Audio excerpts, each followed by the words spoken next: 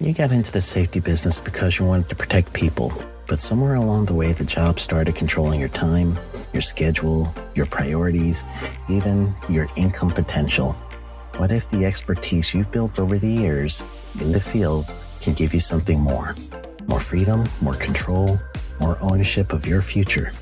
I'm Sheldon Primus, the author of 7 Steps to Starting a Profitable Safety Consulting Business and the host of the Safety Consultant Podcast, with more than 350 episodes helping safety professionals become consultants and grow their career. Consulting changed my life. In fact, I'm a full-time RVer, and one consulting contract paid for my home I live in today. Now, I help safety professionals build their own consulting practice through bi-weekly coaching calls, accountability, and personal guidance. But this program isn't for everyone. Start with the Consultant Readiness Audit at sheldon.coach. What if everything we thought we knew about safety was just interference? From the host of the Rated R Safety Show and the founder of Safety FM comes the complete Signal Transmission Trilogy, now available in one powerful edition. Safety, in my opinion, the book that started the conversation. Safety Mutation, where the boundaries of culture, systems, and belief begin to break. And now, Safety Transmission, the final piece of the signal. For the first time, all 3 books are together in one volume. The Signal Transmission Trilogy, Complete Edition. This isn't just about compliance. It's about consciousness. It's about decoding the way we think, lead, and live, inside and outside the system. Whether you've been following the signal since the beginning or you're just now tuning in, this is the version to own. Search Signal Trilogy on Amazon or visit safetyfm.com to get your copy now.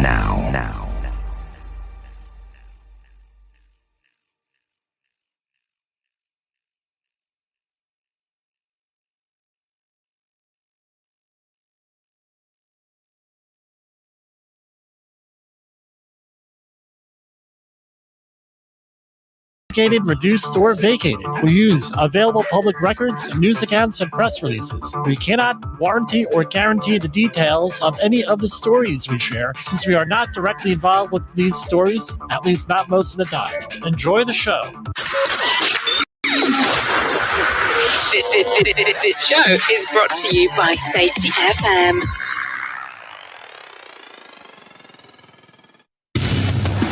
And from the border of liberty and prosperity and the highway to the north.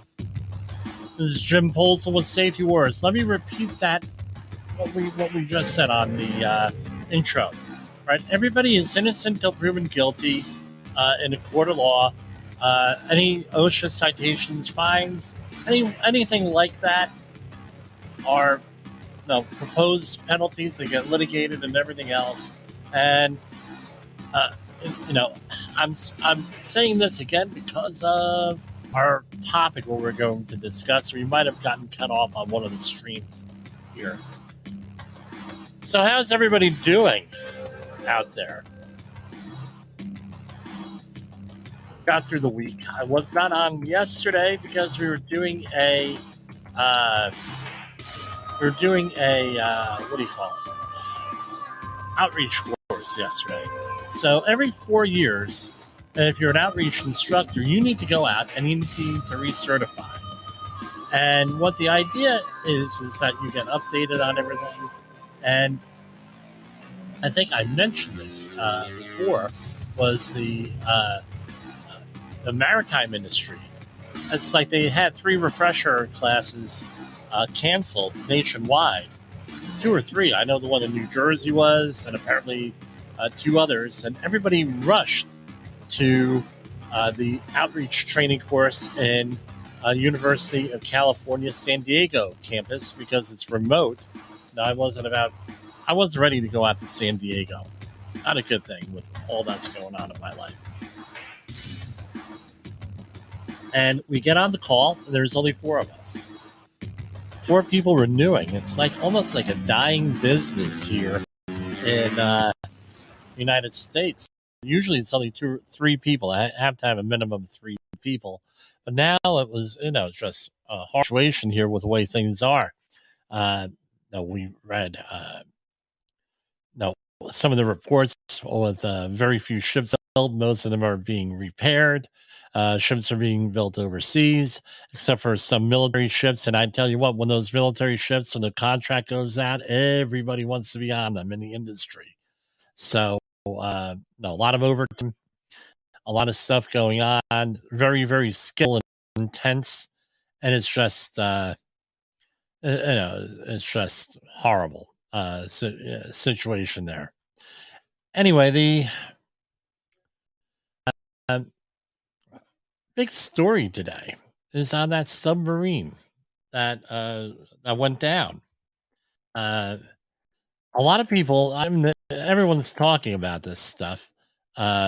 It seems, but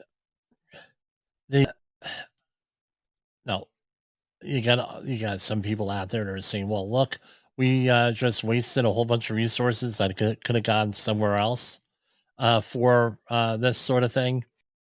On these folks, it's sort of like the people out mountain climbing or hiking, and then get themselves hurt, killed, lost, and then there's millions of dollars spent trying to find them. And people say, "Well, the hell with them," the hell with them. This, that, the other. It's a bad situation. They knew what they were getting into, and blah blah blah.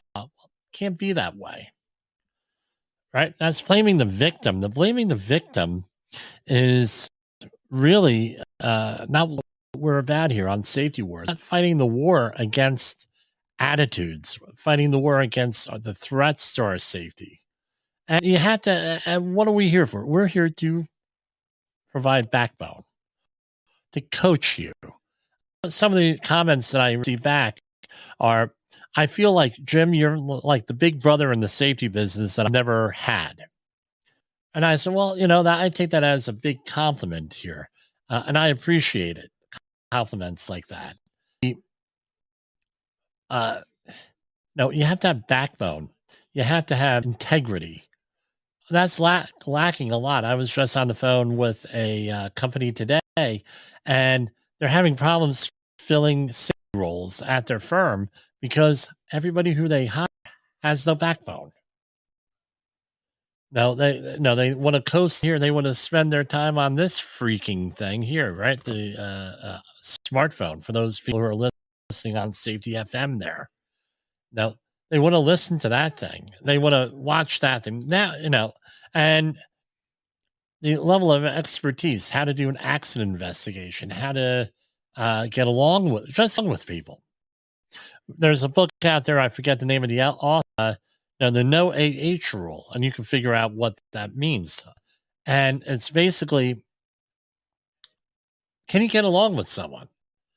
That's how you're going to go. We talk about leadership and everything, and we have a leadership program we're going to be rolling out in the next couple of days here. Once I'm able to copyright it, we're going to be rolling that out on video for download. Well, not download, for viewing. It's going to be for sale.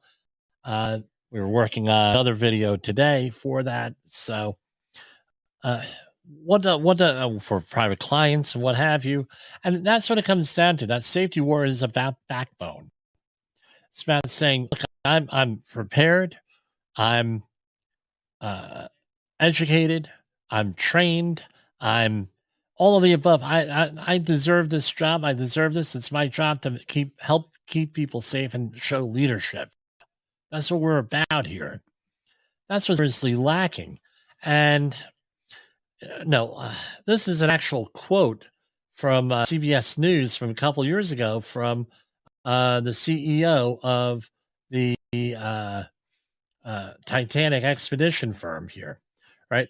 Quote, "Safety is a waste." And I heard this, but this is what he said. He told CBS News, "There's a limit. At some point, safety is just pure waste. I mean, if you just want to be safe, don't get out of bed. In your car, don't do anything. At some point, you're going to take some risk. And it's a risk-reward question.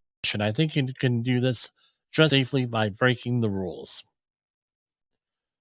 Wow. How many of us have heard that? I was talking to a guy who has worked his way through college as a bartender.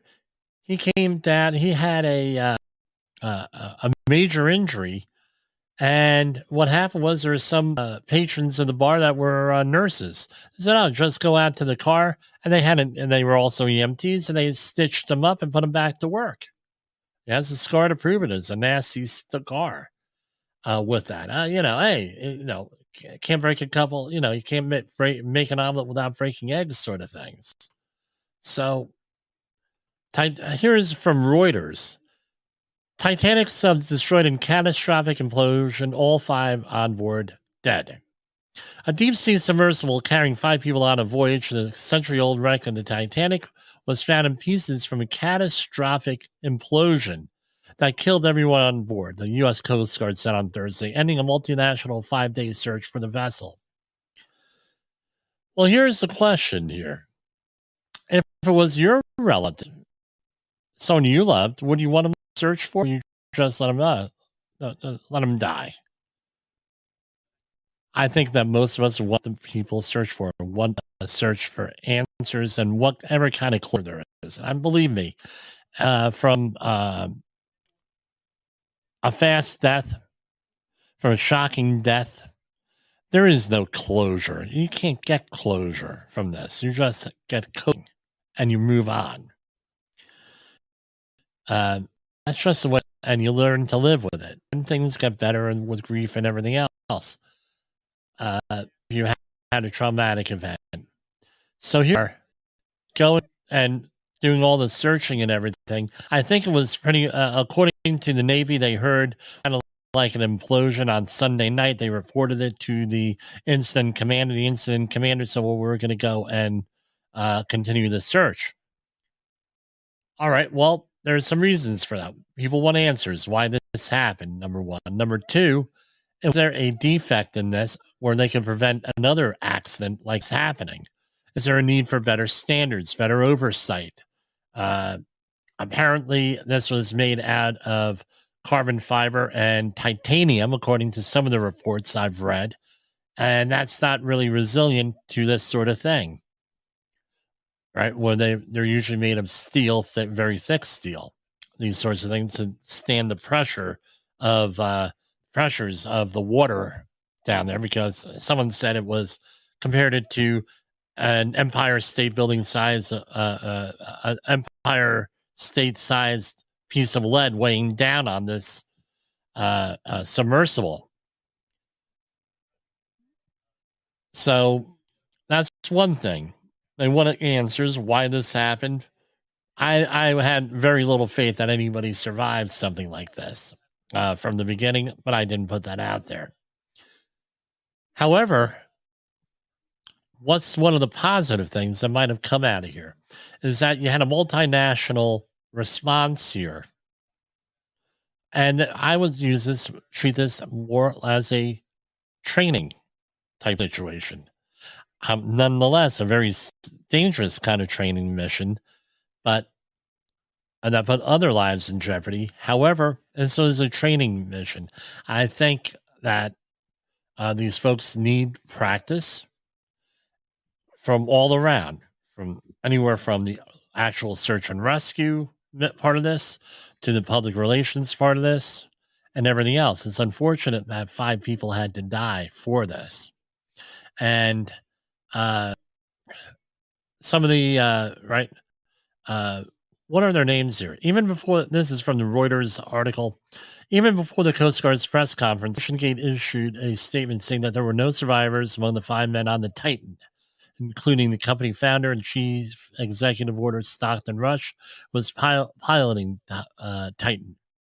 The 4 others were British millionaire and explorer Hamish Harding, 58, Pakistani-born businessman Shahzada Dawood, 48, and his 19-year-old son Suleiman, both British citizens, a French oceanographer, a renowned Titanic expert, Paul-Henri Nargeolet, who had visited the wreck dozens of times. The statement went on to say, these men were true explorers who showed a distinct spirit of adventure and a deep passion for exploring and protecting the world's oceans. Our hearts are with these 5 souls and every member of their families at this time. I'm going to dedicate a moment of silence to these people who lost their lives.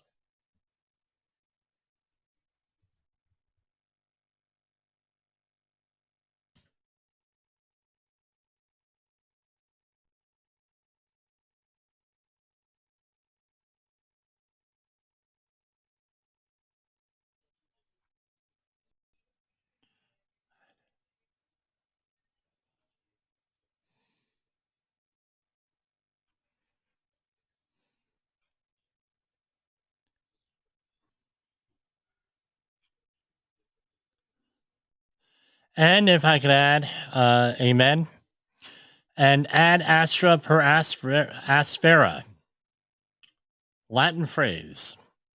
You can go and look it up yourself on that. So we're going to take a brief commercial break here, and we will continue. In the professional safety community, communication and planning are just a few keys to your program's success. The question many practitioners have is, where do I start? Dr. Jay Allen, the creator of the Safety FM platform and host of the Rated R Safety Show, has built a global foundation to help you along the way. Go to safetyfm.com and listen to some of the industry's best and most involved professionals, including Blaine Hoffman with the Safety Pro, Sam Goodman with the Hop Nerd, Sheldon Primus with the Safety Consultant, Jim Pozell with Safety Wars, Emily Elrod with Unapologetically Bold, and many others. As individuals, we can do great things, but as a team, we become amazing. Dial into safetyfm.com today and surround yourself with a powerful force of knowledge and support.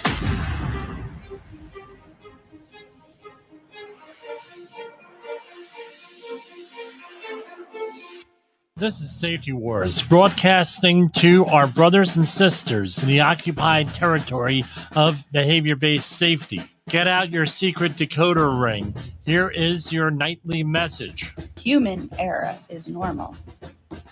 Human error is normal. And that's some new promos we're going to do here. So what does ad astra per aspera mean?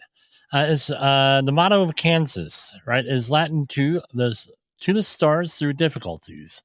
It was John James Ingalls coined the motto in 1861, stating, "The aspiration of Kansas to reach the unattainable. Its dream is the realization of the impossible." Anyway, so this raises some other questions now that we've had time to reflect and think about this. How's your organization, if this ever happens, something like this, how is it going to react? That's a worthy conversation for your Monday morning meetings. Are we set up for responding to a catastrophic emergency? Do we have an emergency action plan? The other thing is this. Are there statements like this gentleman made? There's a limit. At some point, safety is a pure waste. I mean, if you just want to be safe, don't get out of bed. What is safety? Right? What is safety? Is safety not taking risks? Is safety zero accidents, zero injuries, zero illnesses? Let's not beat up the guy too much. He does have a point on here, but it depends on how you define safety. Safety is presence of control capacity, its guards, things of that nature, and resilience. Did they have that sort of thing in here? That's what my question is with this. And should be your question too. One of many questions for this. I mean, there was a lawsuit several years ago about a whistleblower here settled out of court. This is part of the reason. Part of the problems with settling things out of court. Nothing gets litigated. We don't know for sure what happened here. Maybe if they didn't settle out of court, guess what? They would have been. Maybe this might have been corrected, right? Hindsight's 2020 here on that. James Cameron, Titanic and some director and submersible expert James Cameron said he predicted Titan's fate days before the debris from the missing submarine was found. I felt to my bones what happened. For the sub's electronics to fail and its communication system failed and its tracking transponder failed simultaneously, the sub is gone. There were some other folks that had similar things here. I don't know. Anyway, I'm sure there'll be a report issued and some safety professional out there in graduate school is going to be able to figure things out and do a case study. Some of the other things in the news, there are a lot of things in the news going on. Let's go on over here.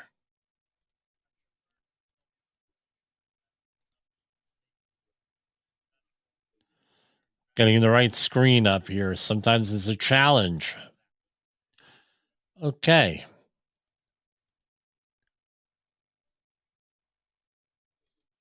Here are some news releases from the Department of Labor. U.S. Department of Labor recovers 142,000 in overtime back wages owed to 65 Oklahoma healthcare workers by California diagnostics provider. While dozens of Oklahoma healthcare workers tested scores of people for coronavirus in tents, hotel rooms, and other public places at the pandemic site, their employer misclassified them as independent contractors and denied them overtime wages, benefits, and protections they more than earned. Investigators with U.S. Department of Labor's Wage and Hour Division have recovered $142,360 in back overtime wages for 65 workers employed by a certain company on an on-site COVID testing provider based in Lake Forest, California. The division determined the employer should have paid the affected employees time in one half the regular rate of pay for hours over 40 in a work week. By failing to do so, they violated overtime protections of the Fair Labor Standards Act. I've seen many companies get into trouble misclassifying workers. Right. So, be honest with you, I hate it. I'm 31 years. I've only been on salary 7 years, and I got screwed 6 out of the 7 years being on salary. Well, you're a professional service. Well, then maybe you should treat me like I'm a professional if you're paying me as a professional, sort of thing. Yeah, I had that attitude in those days. I don't know. Maybe I should adopt the moniker, the bad boy of safety. How does that sound? Can't do that. I'll get into trouble with my wife there, U.S. Department of Labor, trade groups, unions partnering to protect workers from hazards in trenching and excavation. This was a press release from today. Actually, last night, the USDOL's OSHA today signed an agreement with an alliance of trade organizations, labor unions, and industry stakeholders to better protect people who do trenching and excavation work. The 2-year agreement between OSHA and the Partners for Safe Trenching and Excavation Operations Alliance will unite the North American Excavation Association, the Association of Equipment Manufacturers, the National Utility Contractors Association, the Associated General Contractors, and the Common Ground Alliance, the International Union of Operating Engineers, and Labor International Union of North America. Yes, I caught my breath there. To address some of the construction industry's most hazardous work. Sadly, in 2022, we saw a dramatic and disturbing increase in the number of workers who died in trench collapses, said Assistant Secretary of Occupational Safety and Health, Doug Parker. We know that awareness and vigilance saves lives. Joining with the Partners for Safe Trenching and Excavation Operations Alliance is an important collaboration to help ensure that industry employers are taking the precautions required to keep every worker who enters or works near a safe trench safe. Well, this is the problem here with this. These are all union operators here. That's good. How many non-union companies are involved here? I'm not poo-pooing the partnership here that they have. That's a good thing. But how about the non-union companies out there? How about the small mom and pop operators? Anything like that? All right. What about awareness for them? Because that's where we seem to have a lot of these issues and with new employees. There are exceptions, though. I can think of the trench collapse in the JFK airport earlier this year, where things like that happen. But I don't know with that. Uh, very few companies that are non-union are involved in these trade groups. Maybe that needs to change somehow. U.S. Department of Labor invites small business owners, local governments to share input on potential heat standard to protect indoor and outdoor workers. I think we mentioned this before. This was released yesterday. And real simple, they're looking for input. In October 2021, OSHA published an advance notice of proposed rulemaking for heat injury and illness prevention in outdoor and indoor work settings in the Federal Register. Its publication initiated on the rulemaking for OSHA to consider a heat-specific workplace standard. Also, OSHA has also taken actions apart from the rulemaking to protect workers from the dangers of excess heat in the workplace. These include the following: development of an enforcement initiative on related hazards, launch of a national emphasis program on heat inspections, the creation of National Advisory Committee on Occupational Safety and Health's Heat Injury and Illness Prevention Work Group to better understand challenges and identify and share best practices to protect workers, and launch of a heat illness prevention program to educate employers and workers on the dangers of working in the heat. I'm going to say this much. If you're taking first aid CPR and it's for the workplace, you have heat stress hazards, probably you should talk to the person providing that training to really put an emphasis on the first aid for that. Because if you keep up with that, with the workers, making sure they have enough drink, shade, and everything else we discussed on Wednesday night, I know you can check out the program or go to OSHA.gov. They got resources there. Guess what? You're not going to have an OSHA recordable, right? With that, if you know how to manage that ahead of time, and the employee is not going to get hurt. I tell you what, you want to get along with your employees. You're a safety person, and you want to get along with the employees. Make sure they have enough water. Maybe go out. No, if it doesn't blow the budget, get popsicles for these folks. And they make popsicles that have sports drink in it. It helps. It helps with that. With me, I used to ride around the refinery in a 1950s era tricycle with a toolbox on there, and I had popsicles on there. I used to hand them out. It creates goodwill. And then COVID came and everything went to Gruvno. U.S. Department of Labor again cites Dollar Tree Incorporated for failing to safeguard Rhode Island workers, this time at a Coventry store.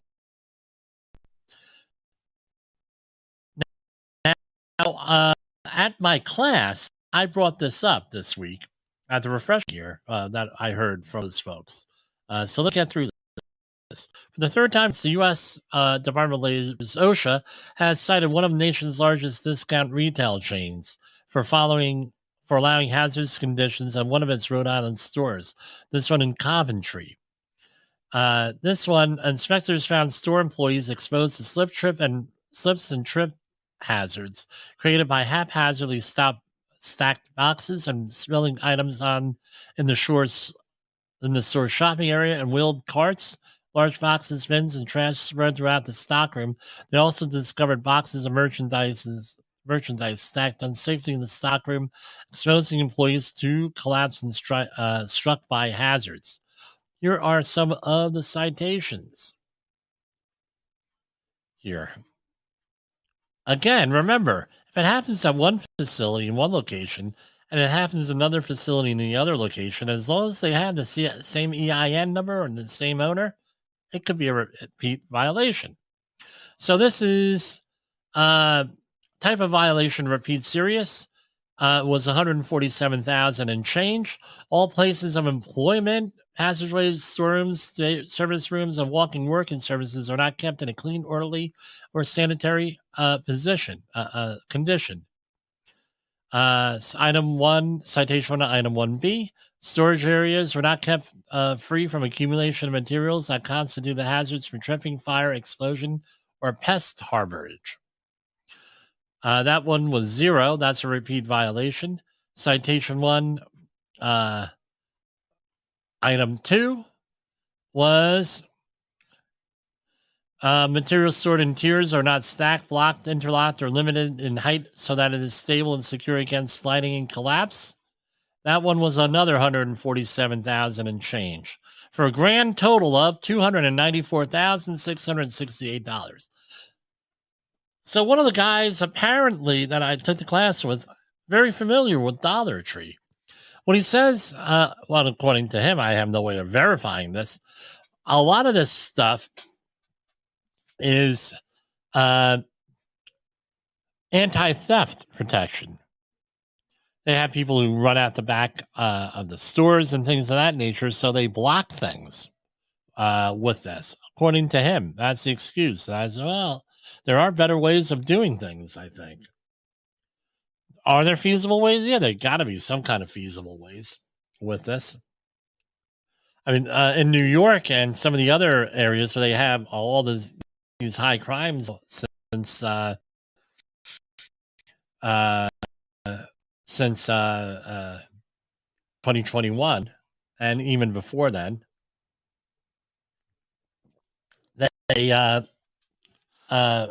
they put everything under lock and key. Like I mentioned the other day, a service merchandise, sort of a person go out there and give you things. They've been doing this in a lot of stores for a lot of time. It started out, I think, in my area, my neighborhood, Central Jersey, with spray cans for spray paint, because people were taking spray cans, spray paint, and then they put those all under lock and key. The OSHA announces upcoming fee changes for student course completion cards for the outreach training program. This was the subject in the class this week. The fees for new course completion cards are going from $8 to $10 per card to address significant cost changes associated with producing and distributing the cards. Right, and let's take our second break here. My voice is starting to go. This happens when you're working with your voice all day.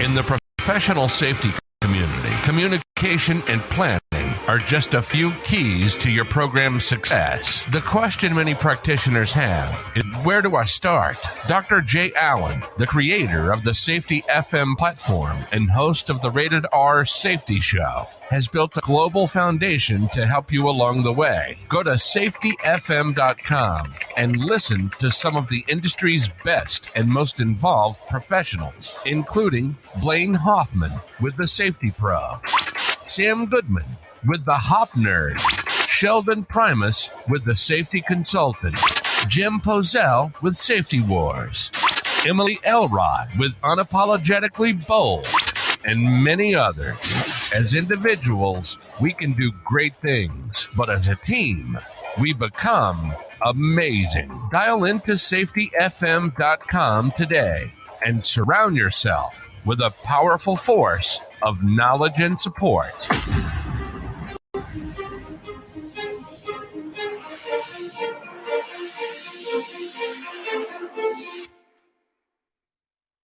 OSHA recordables, catastrophic losses, environmental disasters. You want answers? So do I. This is Jim Posel with Safety Wars. That's my daddy!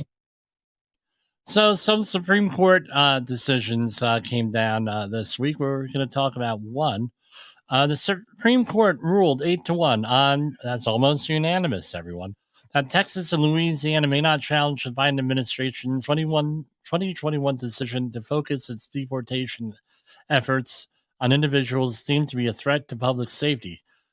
The new complex decision allows the government's selective immigration enforcement policy, which has been blocked by a lower court, to take effect. The case was one in a series fought by Republican-controlled states that had helped to frustrate Biden administration policies. 2, immigration and border security. Things that go make you say,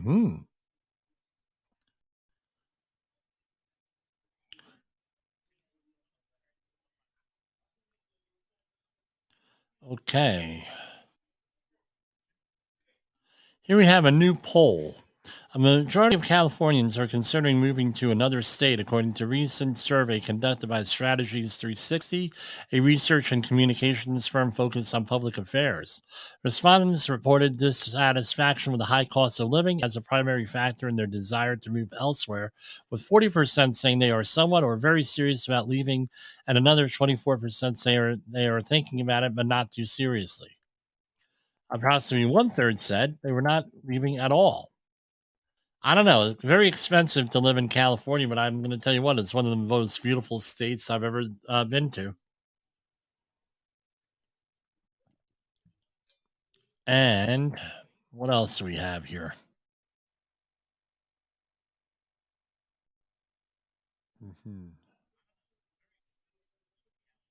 All right. So EPA news. EPA marks National Pollinator Week by proposing protections for 27 of the most vulnerable endangered species, including some pollinators from pesticides. This week, we just had legislation passed in New York about pesticides. Let me look that up really here. All right. So I think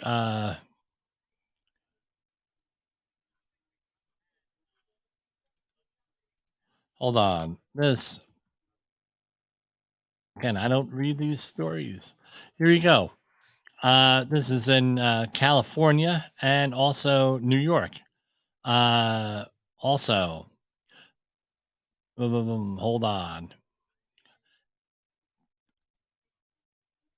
Bee killing pesticides and common gardening products could face new limits in California. It's now clear that our decades-long love affair with pesticides is contributing to the worldwide collapse of bee colonies with ramifications. Who says the Orange County Register this is. So a law that kicks in on January 1st will prevent California farmers from using a category of pesticides known as neonics. Neonics. Neonics, which have been particularly linked to bee harm at times when the insects are most likely to be foraging for food. But while recent research recently links neonics both to broader ecosystem problems and to serious health conditions in humans, and the new state regulations focus only on protections for bees. So neonics and other pesticides, including some not approved for California, also end up in California soil, waterways, and animals and people through the use of insecticide-coated seeds. Such seeds are widely used but currently unregulated in this state. Those seeds were outlawed in New York this week, I believe. That's assuming that the governor signed that, Governor Hochul.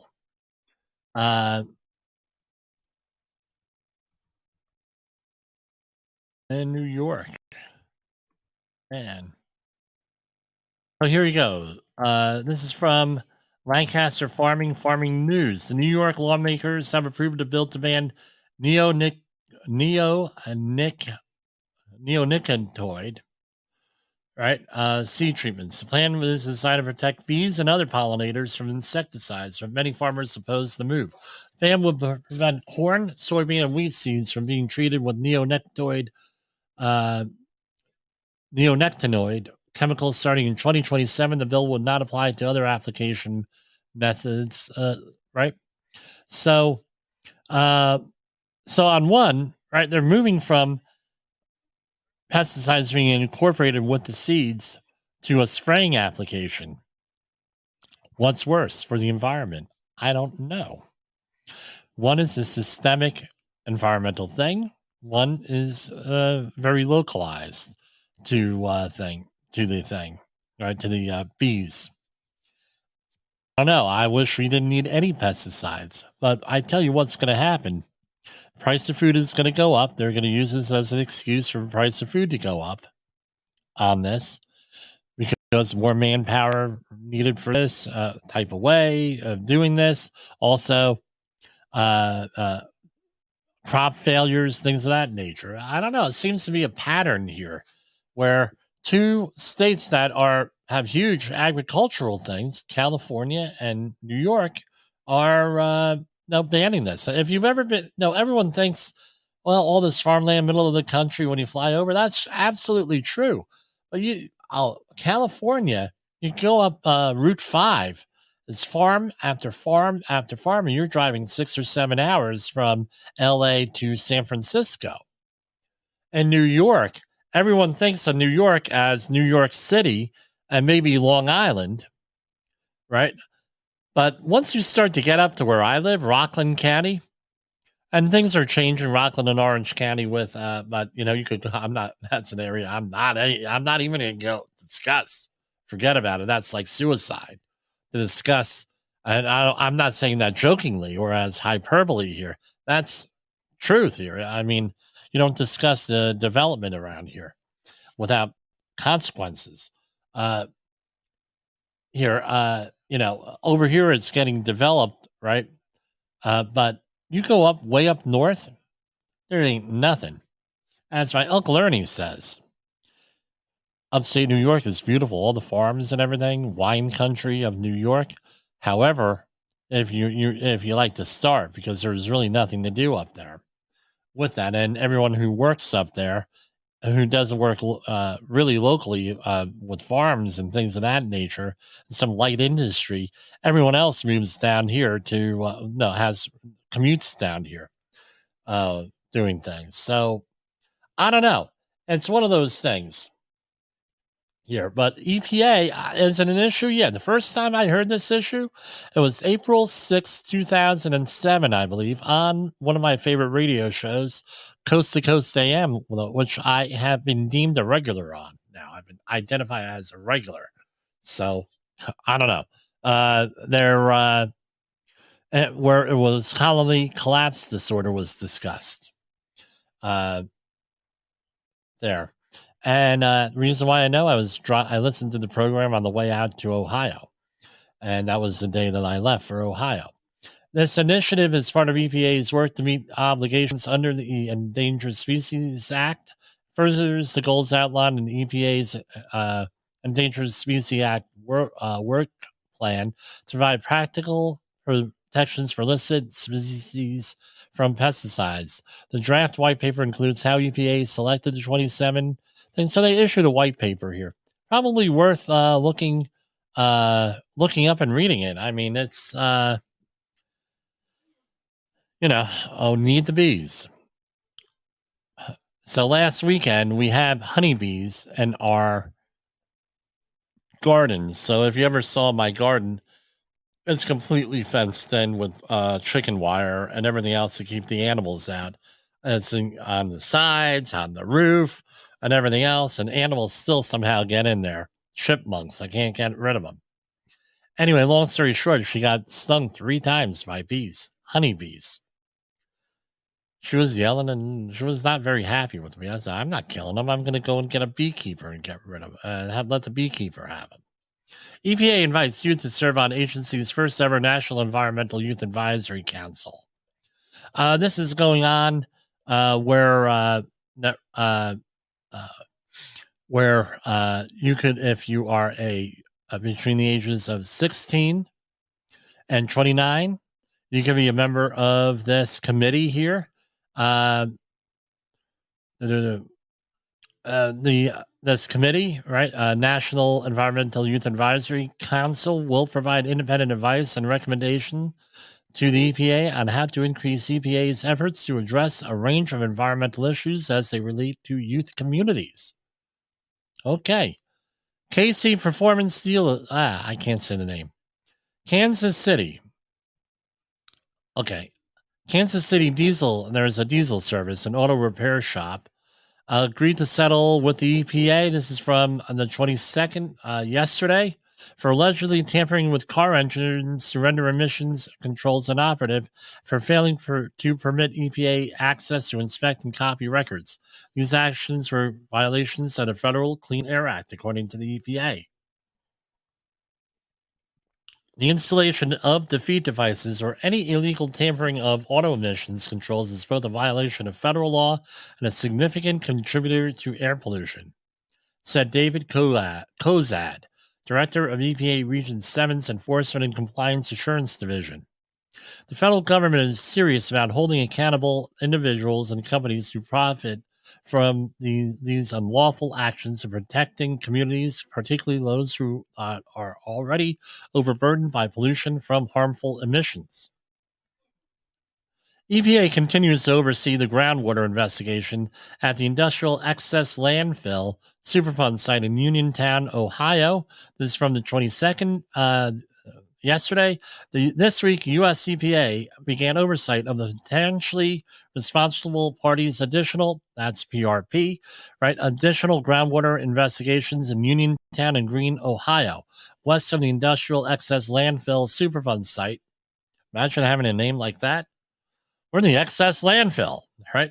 Site in Uniontown. Previous sampling around the site found dioxane in private residential wells, which led EPA to connect several residents to municipal water.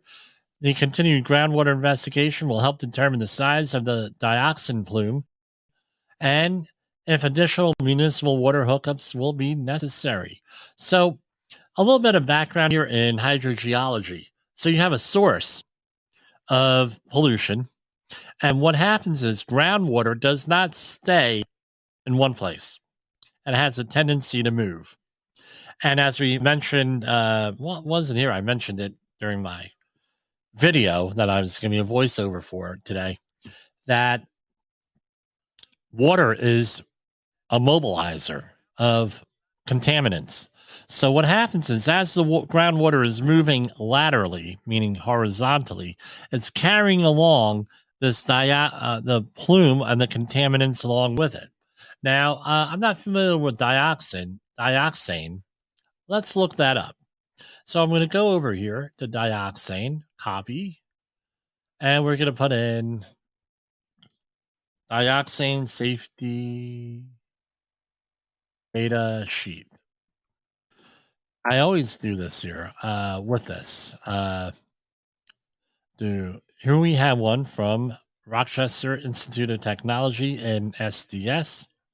Here. Hold on.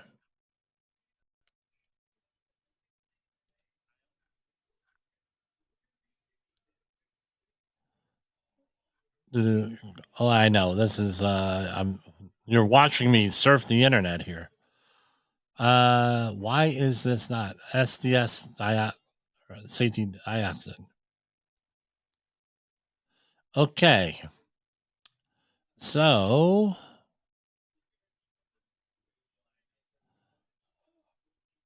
I suspect this is 1,4-dioxane.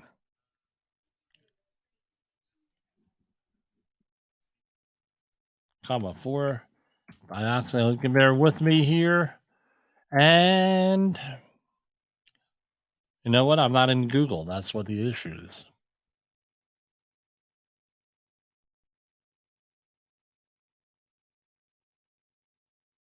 You know what? This is in shampoo, laundry, health effect. Whoa, what is this?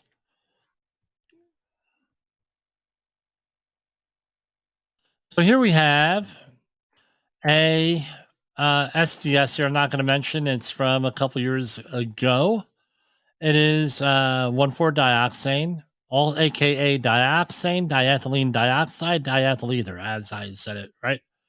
What is it? Irritant can cause dermatitis through defattening of the skin, can cause irritation. I guess this is what do you call it? Why it's in soap, right? It's a defatting agent. Ingredients found on one of the OSHA designated carcinogen lists are listed below. 1,4-dioxane, so it's this suspected carcinogen, meaning cancer causer. And I'm looking here under the chemical properties right here, molecular rate 88.1. All right, 88.1. Here, chemical formula, blah, blah, blah, solubility in water, 100%.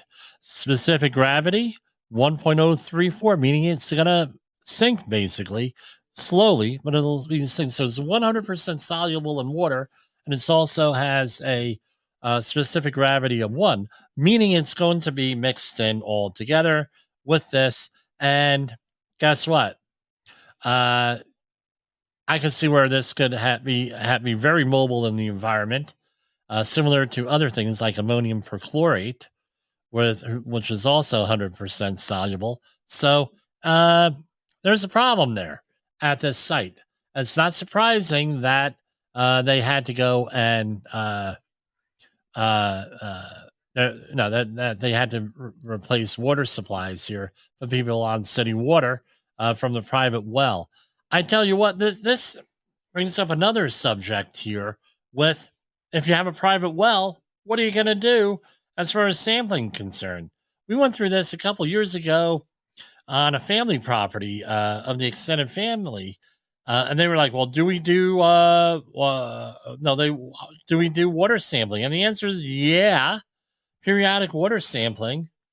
Yeah, but we have good spring water. It's from the ground. No chemicals in it. I said, no chemicals like what? Chlorine?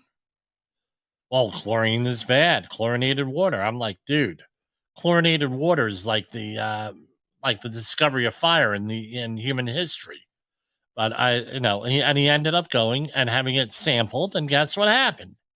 Oh, they found all different kinds of contamination in there. He ended up getting city water over the whole thing. Either that or get a whole a water treatment system for the house.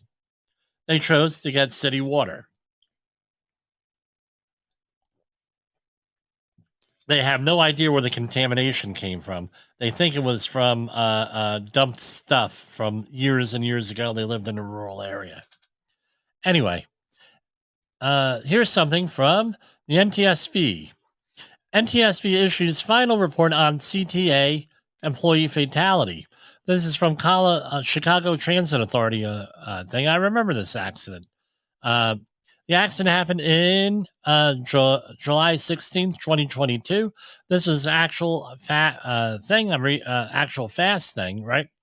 And this is the report as issued by the government. All right, this is from that NTSB. On July 16th, 2022, a train struck a CTA customer service assistant at the Van Buren station in Chicago. Review of platform surveillance video data by NTSB showed that the customer service assistant descended the stairs from the west end of the inner loop platform to access the tracks and fell onto the outer loop high voltage rail. The CSA laid motionless on the track for 3 minutes, whereupon he was struck by train 3285. Blah, blah, blah. And what's the thing here?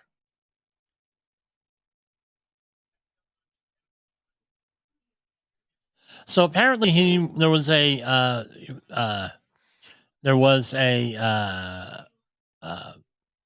what do you call it? You could cross the tracks on foot here. Right? Apparently this was the appropriate thing to do. At least for him, it was the appropriate thing to do. And ended up, the guy fell and laid there, and that's what happened.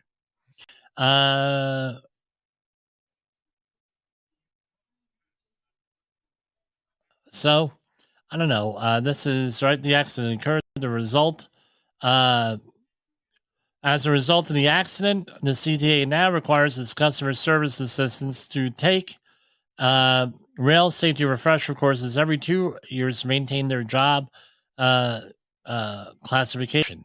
The reason the CTA employee was attempting to cross the track remains unknown. He did not contact the rail controller for permission to enter the right of way as is required.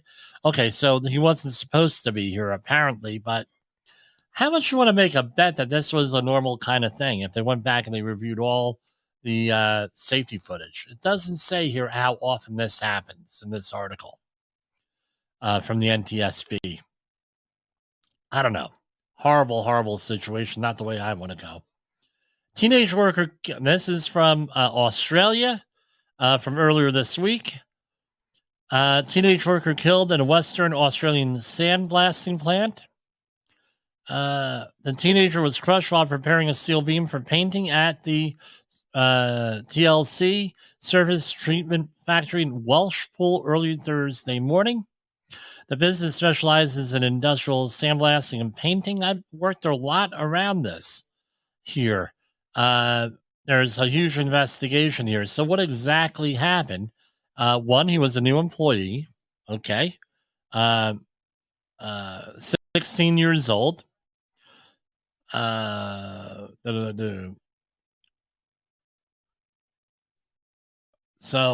Charlene was the fourth person to die in a workplace accident in that area or offshore in just 2 weeks. And mentions that. Good article here from WSWS.org, which is World Socialist website. All right. I don't think there's any bias in here. I think, the facts are the facts here. It's a horrible situation. And of course, the industrial carnage can only be stopped through independent action of workers themselves. I don't know. It sounds like they're fighting a war out there with this. And they have a bent on it. I'm sure management has totally the opposite, and they're blaming the employee. Maybe there needs to be some kind of a balance here. A new report from Tennessee Occupational Safety and Health Administration, TOSHA, has been released, giving new details on a FedEx employee's death. We had mentioned this earlier in the program, like last year, when a FedEx employee was driving in a West and a Cushman hauler 1200 golf cart. It was a tug operator, I guess, what they call it, pulling two cans and traveling towards, about to make a left turn and enter another location.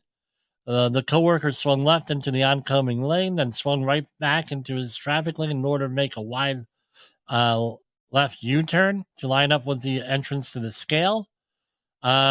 While swinging back into his traffic lane, the coworker collided with the golf cart being driven by the employee. The right side of the tug collided with the left side of the cart, causing the cart to bounce off the tug and hit a Jersey barrier with its right side. The employee suffered multiple blunt force injuries to the torso and died. I know one thing. I'm not familiar with this accident, but I will say this much. Most people who drive around golf carts on projects do not use seatbelts, right? Even with forklifts. Big thing, they don't use seatbelts. I don't know. It's a risky thing out there. So we're going to call it a week. It might be on tomorrow. I might not. I have to see how I feel. I always say that. It's an ongoing joke here. So for Safety Wars, this is Jim Posel. I'll see you next week. The views and opinions expressed on this podcast are those of the host and its guest and do not necessarily reflect the official policy or position of the company. Examples of analysis discussed within this podcast are only examples. They should not be utilized in the real world as the only solution available, as they are based only on very limited and dated open source information. Assumptions made within this analysis are not reflective of the position of the company. No part of this podcast may be reproduced, stored in a retrieval system, or transmitted in any form or by any means, mechanical, electronic, recording, or otherwise, without prior written permission of the creator of the podcast, Jay Allen.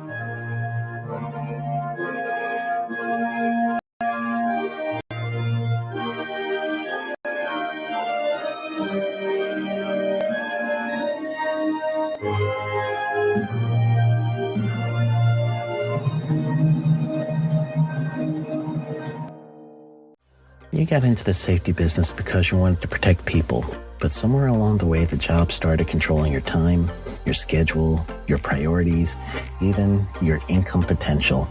What if the expertise you've built over the years in the field can give you something more? More freedom, more control, more ownership of your future. I'm Sheldon Primus, the author of 7 Steps to Starting a Profitable Safety Consulting Business and the host of the Safety Consultant Podcast, with more than 350 episodes helping safety professionals become consultants and grow their career. Consulting changed my life. In fact, I'm a full-time RVer, and one consulting contract paid for my home I live in today. Now, I help safety professionals build their own consulting practice through bi-weekly coaching calls, accountability, and personal guidance. But this program isn't for everyone. Start with the Consultant Readiness Audit at sheldon.coach.